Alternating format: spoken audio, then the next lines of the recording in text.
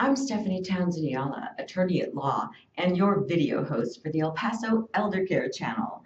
I created this section of the channel to inform you about Medicaid's 5-year look-back period. I hope you find it helpful and informative, and please remember my law firm helps families just like yours navigate the difficult senior care waters.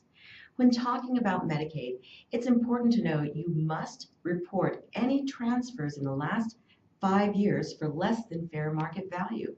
It's called the 5-year look-back period, and it applies to any transfers made in the past 5 years before you apply.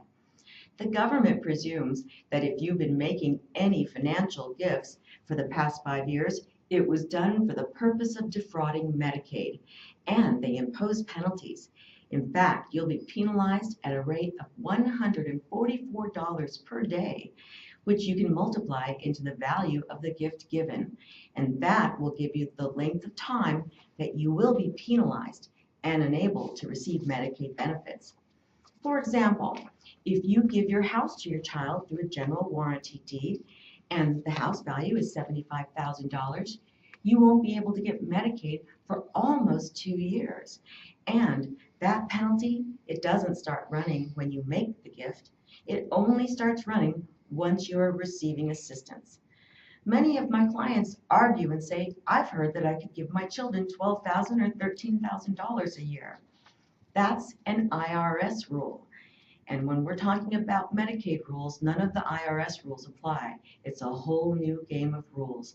There are no gifts allowed, period.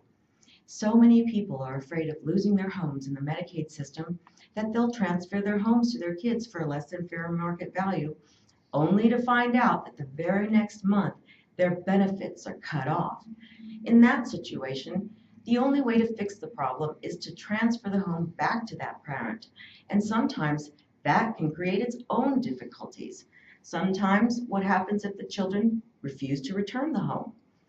There are ways to overcome the 5-year look-back period, and one way is to just give it back. Take-backs are always allowed. Another way might be to show the state that that gift was made for some other reason other than defrauding Medicaid. So you'll need an elder law attorney to help you with those situations, because sometimes a sudden disability can occur right after making a large gift. And so you could avoid that look-back period penalty if you can show the government that the transfer was made for some other reason than defrauding Medicaid. There's so much to learn about Medicaid qualification.